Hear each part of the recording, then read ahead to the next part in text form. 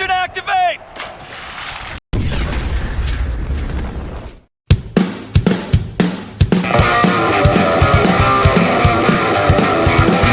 Here we come. There they go. People rise, 'cause they know we're super soldiers. We got cool clothes. You real soon, and you see our pose. Tension, energize. Let's go. Time to ride. Combine. Grease ties. Hey, it's me, Gazbot, for Action Activate. And if I'm Gazbot and this is Action Activate, well, then with me, as always, It is the big dog, ready and rocking to change things up from what we originally discussed. It's, very rare that Action Activate doesn't stay on a very firm plan and schedule. like clockwork, just Yeah. If there's one thing people love us for, it's consistency Yes. and calm Focus. voices. Yeah. So what we decided pre-show Yeah. was instead of doing a recap review and kind of just going over the highlights of episode 3, let's just talk about episode 3 for real. Let's just do a full-on review of 3. We got the notes. We may as well just do it. Yes. So here we are, and here we're going. So here we are, and here we're going. I just noticed you could kind of see a reflection of my whole interface there. Not so much you could really tell what I'm doing, but that's all. I do want to note, shout out to Gazbot's displays in the background. He's been working very hard on them off video, so enjoy them in their more cohesiveness. Thanks. There's still a lot of work to go, but thank you. But the main thing, actually, beyond that, is that they're like a big chunk of the pile that was here has been moved. That's the real thing. It looks very tidy, so I give you props. Thank you. Yeah, I'm not going to pan around, but they're anyway. Thanks. So, Mystic Force, episode 3, Codebusters. I was not a fan of this title. I got to be honest. I was like, oh, are they gonna do hacking or like? I feel like it should have been called like Hero for a Day or something, like something more. Because remember, they tried to get the codes Heroes for hire. Yeah, something. Maybe they couldn't have. It was Disney pre Marvel. So, but overall, it's weird. Usually, I like the intro episodes better than the first chunk of episodes after that, and I felt the opposite. I actually like this a little bit more than the opener. This was my favorite episode so far, episode 3, and I like 1 and 2. This was my favorite episode so far. Yes. What they did that I really appreciated was, let me throw this in there. I forgot. Right out of the gates, we see them with a utility item and rangered up in training. They're flying around on their cycles, and I'm like, oh, awesome. Cool. I hope they explain how they got these, but whatever. And, they later do a little bit, but they do the 2 lines that I appreciated of, hey, as you need things will show up. Yes, and they that's have how done you get power-ups. Yeah. I started. Wait, what? Oh, I guess I'm looking at my notes. They seem out of order because I'm like, I have Kelson appears, meaning, because right here, he is the troll character that we don't actually see much of in this episode. But it was pointed out by, I think, Matt Moniker that the character at the record store, whose name I'm forgetting, Toddy, something like that. Mm-hmm. He was Piggy in the previous episode season. So we took a face actor and put makeup on him, and we took a makeup actor and took him out of makeup in the next season, which I thought was kind of interesting. And I agree with what you were saying about the training. Yeah. The Magic Racer training. Sorry, my notes are scattered all over. One thing also, I know years ago you had the full set of Mystic Force Rangers on these cycles. Do you regret not having them? No. Okay. I do like them, and it's cool that they're so prevalent. I kept blue, which would not have been my preferred one to keep. I just happen to have 2 of blue, so I sold the set. Yeah. Given my choice now, I probably would have kept pink or yellow. But the blue actually, I do think looks the coolest, like the color, even though that character is my favorite. So having 1, I'm fine with. Maybe I'll feel different at the end of the season, but I wasn't like, no, It was cool to see them zooming around and again getting organic ranger training as opposed to either not doing anything and knowing everything or only training and never fighting anybody other than each other. I completely agree. I also like the Bat Lady. I guess I'm getting ahead of myself, but the Bat Lady attacks him, and then Xander once again is like, "Hey, let's talk." Yep, it's growing on me. Like I said, if they kind of keep that up, I could see that working. You know, and by the end, he's like, "Should we?" Never mind. What? If 10 episodes from now, he's like, "Hey, wait a minute, why don't we?" Never mind. Let's just go. Maybe it works one time. Maybe it seems like it's going to work, and then they get into worse trouble because of it or whatever. It's neat. I also love. I'm getting ahead of myself again, but I love the cape fight. Yeah, the cloaks are growing on me a little bit. Just the way they flow and move during the fights, even if it looks better, even if it's a move I've seen before or nothing that impressive. It just the flowiness. It just looks really cool. With this, trying to think what I did like the classic trope we get in Power Rangers of two of the Rangers learn a lesson or one of the Rangers learns a lesson by doing stuff. I thought this was actually one of the better interactions of it. It wasn't my favorite by any means, but I liked how it's always. Go ahead. Oh, I was gonna say I like how no one was a jerk in it. Right. Good. Yeah, it's always a little awkward and a little bit forced and like, oh, we got to learn a lesson. As soon as they were like, I need to hurry up and get this, like you knew it was going to be like the wrong path.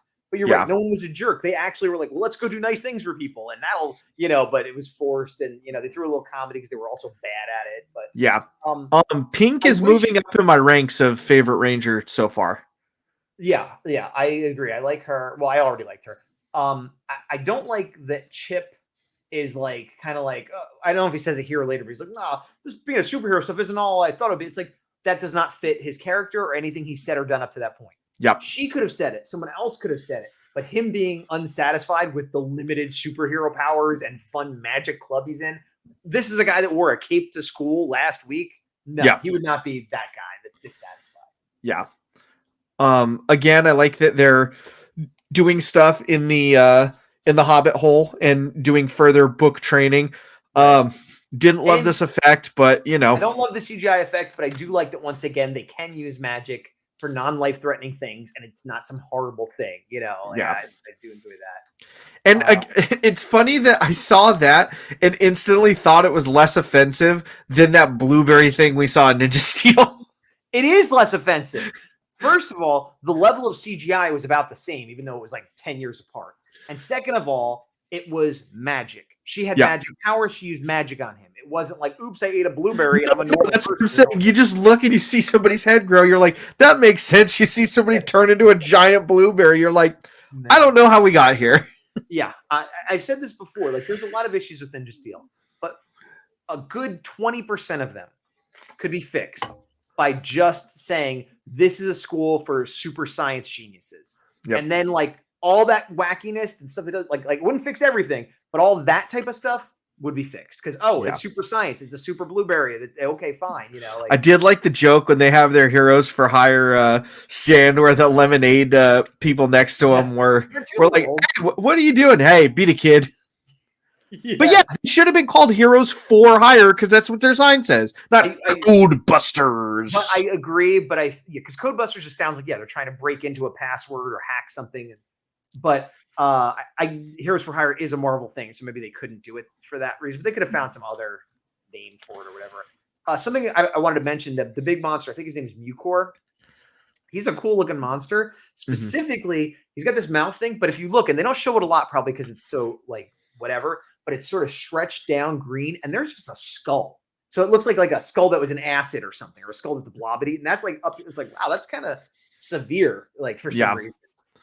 Yeah, I feel like when they have certain Sentai villains like that, they like edit the footage even extra accordingly, where they're like, it's a little gnarly, but we kind of have to use it. Yeah, that's my assumption. I mean, maybe the Sentai did the same thing, but it definitely, Oh, and there's when they look, hey, we don't have any new spell codes because, just help. I do like also with their morphers being phones, it's very reasonable for them to like if you were to go to your text messages in your phone or anything like that, it's like, oh, I don't have anything here. It's like, yep, that makes perfect sense to me. Good job. Yeah. Here, oh, this is the part I want where Xander tries to talk to her. Yeah, and it said her name here, and I totally forgot. And it's not Vampira. I know it's not Vampira. I think Necroli, maybe. Necroli. Necroli. Okay. I think. I like her. I liked her from when I saw her in the first credits. The face. I like the way she looks. I like her attitude. I like how she just wrecks everybody with this whirlwind. Like she's a fun. Like all the villains are competent. So far, we haven't seen any of those. I'm just a sidekick. Dopey. Like some of that could be okay, but a lot of seasons, like everybody's like that, and it gets old. Yeah. And this one, it's been the opposite, where they're all like a credible threat that I believe is somebody that you should worry about. I also like episode 3. Not everybody is fighting together. Right? Yes, they're already split up. Yeah. This show is breaking formulas at least in the beginning. Those are some nice flips. Again, the cape's just moving. I've liked all the fights I've seen in this show so far.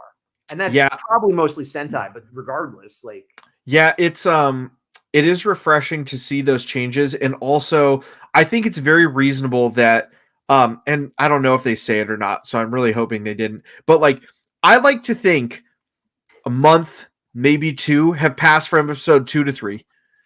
I don't remember them saying that, but it does feel like they've been training and working on it for a while. Yeah. Which again is totally fine, because as far as we remember, like they're not confined to you're a junior or senior in high school, and it's like okay, like you guys work at this record store, kind of, sort of, not really. Who knows? Yeah, they're just not good at their job, and that's fine. I also like that they talk about there's that underground worm creature thing running around, and that's not this guy. So it's not like, oh, there's the monster of the week. It's like, well, this guy's the monster of the week, but there's this other thing going on already. Nice. And then they make him big immediately. And she's like, here we go. There's no Zord fight. This is so, again, breaking formula. I'm like, whoa, what are they doing? Like, now I'm an adult. I didn't think, oh my gosh, they're really going to die. But I'm like, what is happening? Like, this is not normal. And I like it. I also missed having a season where the villains are just like organically villains and they're not from some source. Like Beast Morphers did it where they were all robots, and then Dino Fury did it where they're all Sporix pretty much, and like a robot or two. Whereas this, it's like, what are they fighting? It's evil space aliens, robots, or monsters, whatever. They're from the underworld. Things. They are from the underworld. So but I'm saying like they're not like for all we know, it's not an assembly line of monsters. Thank you. That's what I was going for. Yeah, it's you never know what you're going to get with this. Whereas that, it's like you either have a bunch more or you don't. Right. Yeah. I like this scene a lot where they're trying to find like excuses to not the two of them go out and save them, but they're like, no, we're not afraid. And then eventually they're like, oh, okay, no, I'm afraid. She's like, yeah, you should be. That's good. And like, yeah, that's great. Like, it's okay that they're afraid, and it's okay that they acknowledge that. And it's that whole thing of like, bravery isn't the absence of fear; it's the presence of action with fear, whatever. So like, I like this a lot. You know what I thought of watching this? What? You know who would be a really fun odd couple? Who? Udana and RJ. Yeah, because they both have so many similarities. They have a similar teach completely differently. They do, but they both have that sort of like, I'm going to let you fall on your butt a few times to learn. They both have that kind of idea. Yeah, she is more nurturing and he's more, oh, did you have us trained to, wax the floor to practice our blocks? No, I was just really dirty. Yeah, he's more like an older brother. Yeah. But also being rangers themselves and, putting their money where their mouth is in that sense. I agree. That whole sequence right there, I loved. Where they're like, I have my broom and I'm going to get in this thing and flip around and go down and then it's going to transform. Completely unnecessary. Mm-hmm. And this goes back to what I was saying before. Like this whole season so far, well, we're in episode 3. Yeah. Everything seems over the top, unnecessarily complicated, overly theatrical. And I had said, like, if they stick with that and that's what this season is, I'm here for it. And so far, so good. That gave me like Batman 60s Batcave vibe. It gave me deja vu of In Space when they go down the slide and they're like, all right, let's go. Whoop. It made me think of that too. Yeah. But yeah, I was loving it. When I was already liking this episode, when that happened, I'm like, this is, and this, and go back to the member, I was like, well, let's see if we ever see him use the crossbow again. And he's like, yeah, I'm gonna use my crossbow right here. Just get balance on it. It's awesome. Like it's stuff that I don't see in every other season. And it's very over the top, but without it's a little bit campy without being ridiculous and cartoony. Yeah. And I also like this fight specifically where I don't love when Rangers fight a monster and they are not big. Right. But this did it in a way that felt believable of he's on his like super broom. Yeah. And he's using powers and he's like, he's not strong, but he's fast. I'm like, yeah, it kind of makes sense. Not like we beat the monster. It's like we managed to poke it enough to get our friends out of there. And like, yeah, there was no thought that they were going to beat the monster. They're just going to like outmaneuver the monster. Yeah. I agree. The Mystic Morpher voice reminds me of the Gosei voice, or I should say that the opposite, because I know Gosei came later, but it's a very similar Mystic Morpher, like just that kind of. Yeah. I'm curious if Jeff Dolan did this voice. I'd have to look, but it would be funny if it was both. I wondered that. Yeah. I forgot to check. The comments, let us know. Yeah, right. Cool team shot with the explosion. I mean, it's really establishing them as a team, and unlike previous episodes, I feel like Nick is a member of the team and not somebody who's drug kicking and screaming to being a cool leader superhero. Right. Yeah. Once he was in, he was in. Yeah. Right here, they're finding out they have more combinations, and this is what I like. Is the Mystic Titans that we get to see. Their Zords. Yeah. What are your thoughts on that? I love it. I talked before how I loved how Udana just got real big, and they get real big, and they are the Zords. Again, something we haven't seen before that often, something that's new. I mean, we kind of had it.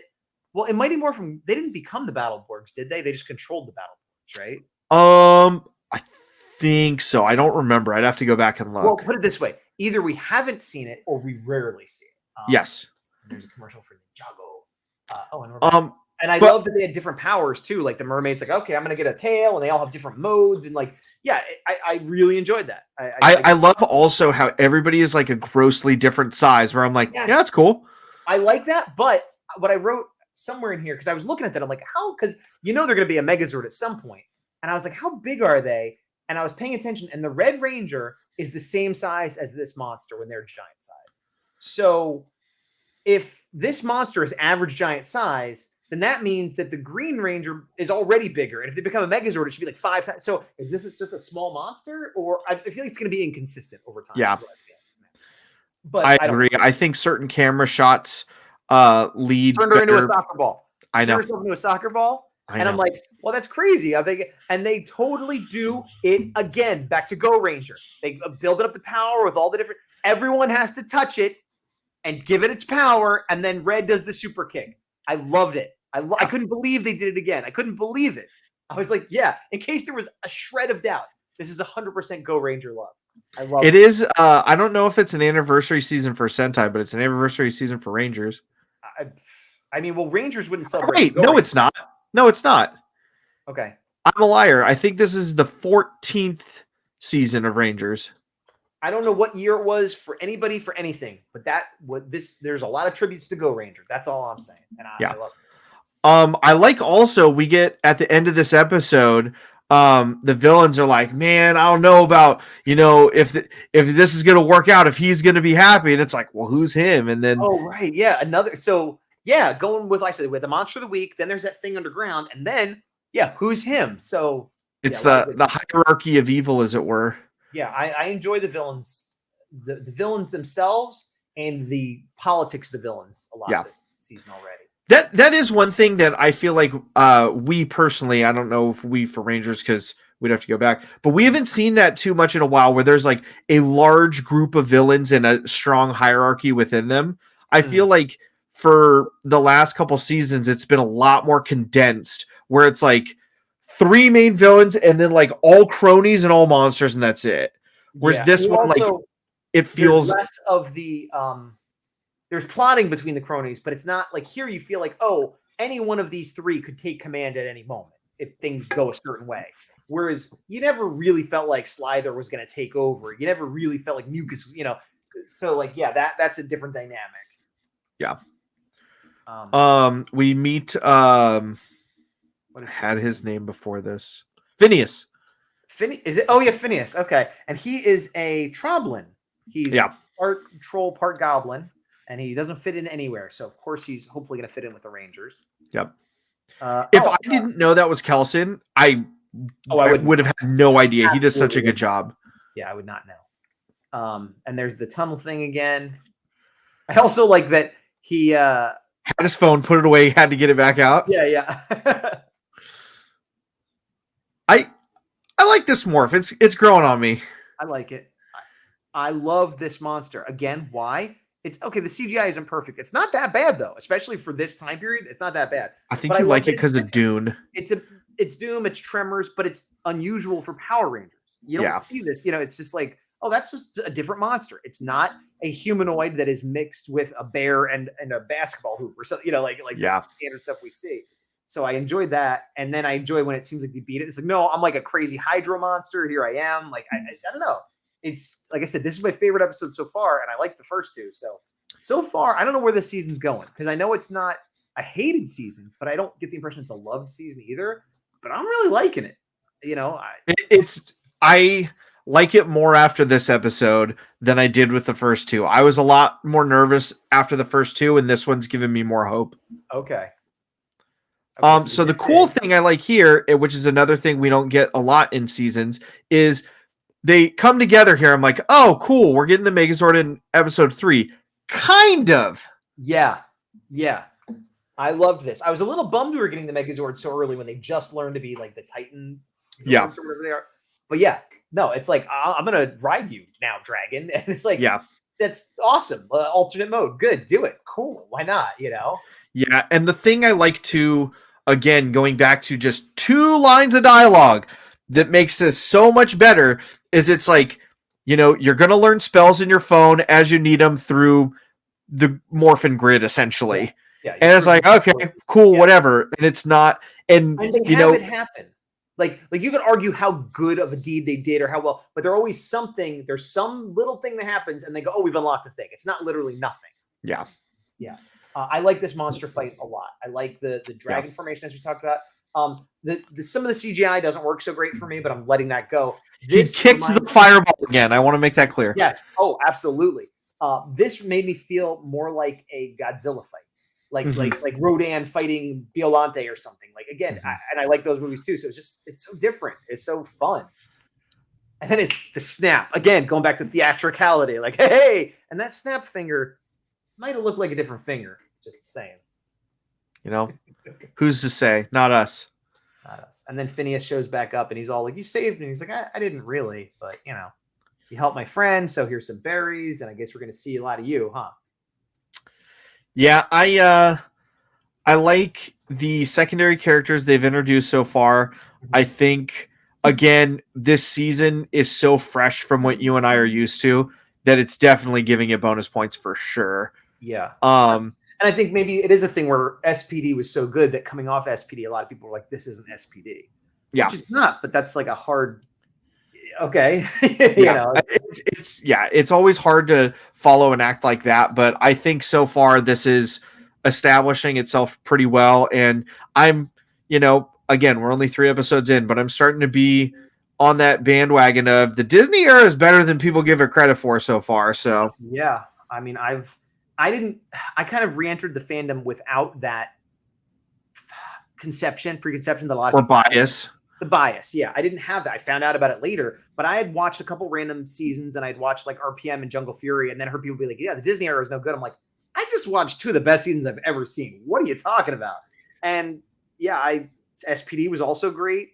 Like this one's shaping out to be okay. So like, yeah, I don't know why people have a problem with the Disney season, the seasons, I should say. And I also like, okay, SPD to this, there isn't a direct comparison because that was all police and stuff. And this is like, and in the future, this is present day for the time and Mystic. Like anytime it's not just high schoolers, kids in a high school. And I don't mind that once in a while, but like, yeah, have a theme, have it be different. I like that, and they're doing it. Yeah.